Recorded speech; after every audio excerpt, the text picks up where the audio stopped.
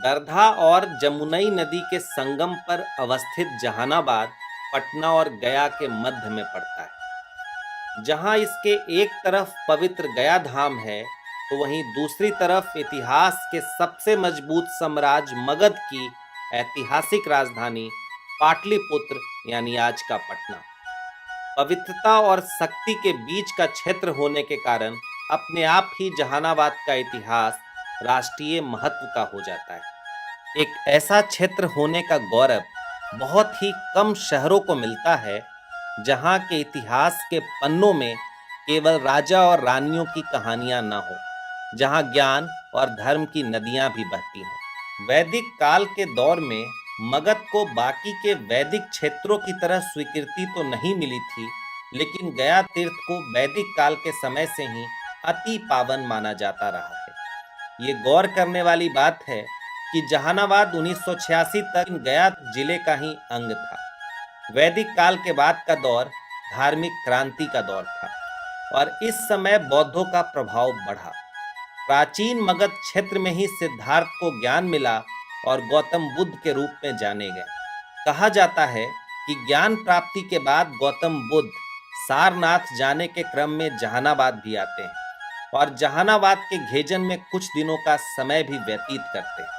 लोक भाषा में सतघरवा के नाम से प्रसिद्ध गुफाओं में से शुरुआती गुफाओं का निर्माण सम्राट अशोक ने आजीवक संप्रदाय के लोगों के लिए कराया। अशोक स्वयं बौद्ध धर्म का अनुयायी था, लेकिन बराबर की पहाड़ी पर आजीवकों के लिए गुफाओं का निर्माण कराकर जहानाबाद की धरती से वो सर्वधर्म समभाव का संदेश दे रहा था। इन गुफाओं का ऐतिहासिक महत्व इसे सबसे अलग बना देता है।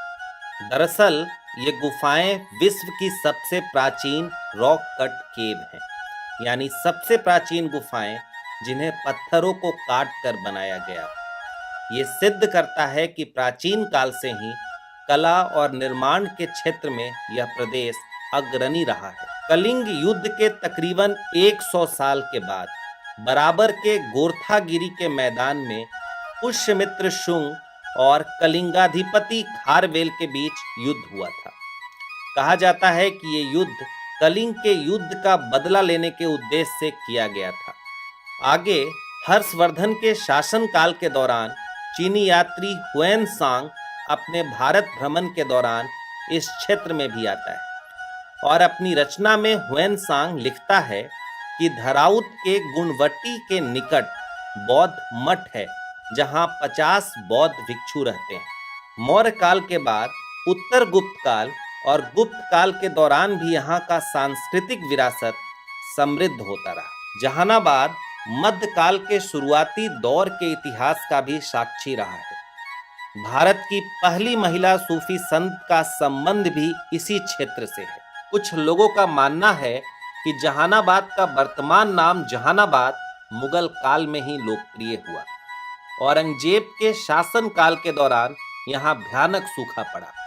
इस क्षेत्र के निरीक्षण की जिम्मेदारी औरंगजेब ने अपनी बहन जहान आरा को दिया, जो यहाँ आने के बाद जहानाबाद में एक मंडी स्थापित करती है। ये मंडी आज भी यहाँ स्थित है। जहां आरा के द्वारा स्थापित होने के कारण कालांतर में यह क्षेत्र जहानाबाद के नाम से जाना गया।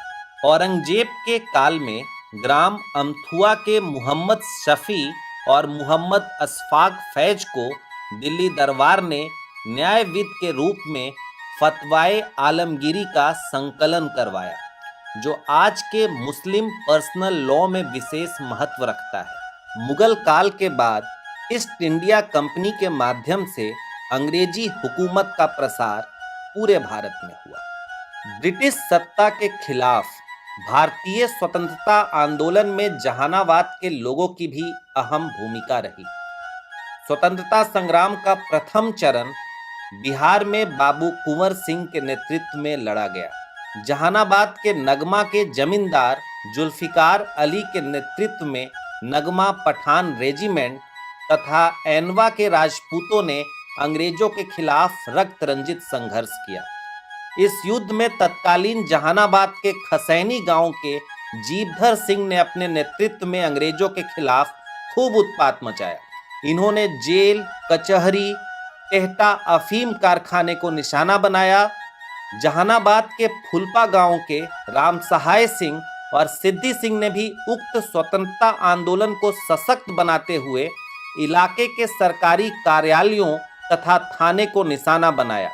जहानाबाद के इतिहास में क्रांतिकारियों की श्रृंखला है जो 1857 से 1947 ईस्वी तक के स्वतंत्रता आंदोलन में अपनी पहचान बनाए हुए है। इसमें छात्रों, मजदूरों, किसानों तथा महिलाओं का भी योगदान रहा। कवियों, लेखकों ने भी आंदोलन को एक नई दिशा दी थी। तकरीबन 1540 ईस्वी से 1545 ईस्वी तक जहानाबाद औद्योगिक स्थल बन चुका था। इस काल में वस्त्र तथा प्रस्तर उत्पादों से जहानाबाद काफी संपन्न था।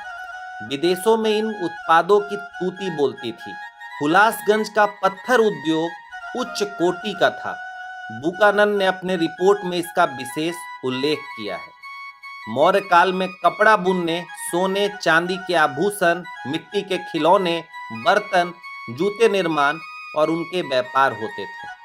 तेलहन की पैदावार भी यहाँ प्रचुर मात्रा में होती थी।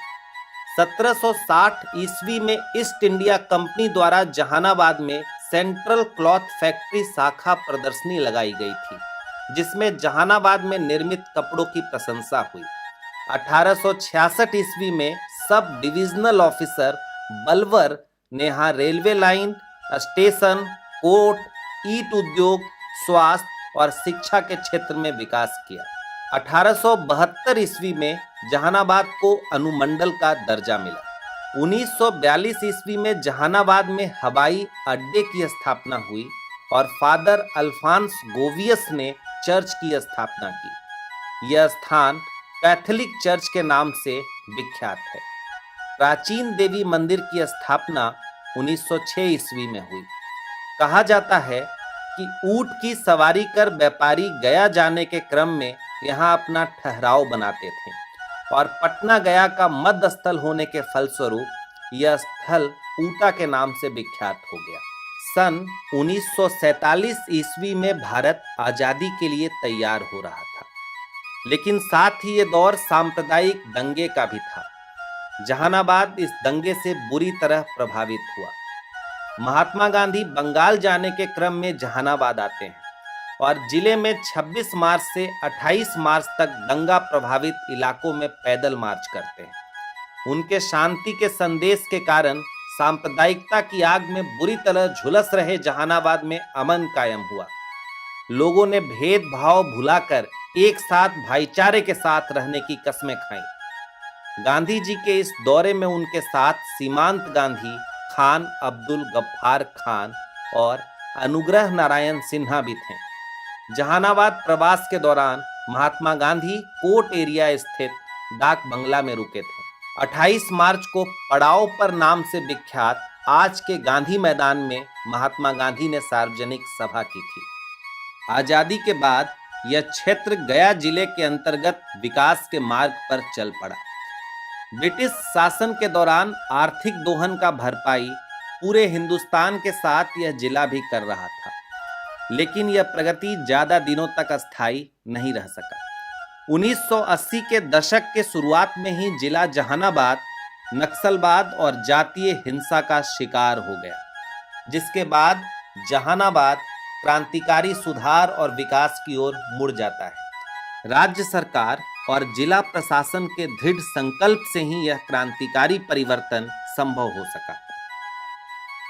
21 फरवरी 2006 को जहानाबाद में मुख्यमंत्री के रूप में माननीय मुख्यमंत्री नीतीश कुमार जी का पहला दौरा होता है। मुख्यमंत्री के द्वारा जहानाबाद की धरती से आपकी सरकार आपके द्वार कार्यक्रम की शुरुआत होती है। इसमें एक ही कैंपस में पंचायत भवन, डाकघर, स्वास्थ्य केंद्र, police camp, bank, PACS, computer प्रशिक्षण केंद्र आदि उपस्थित है। इस मॉडल को सिकरिया मॉडल के नाम से जाना गया।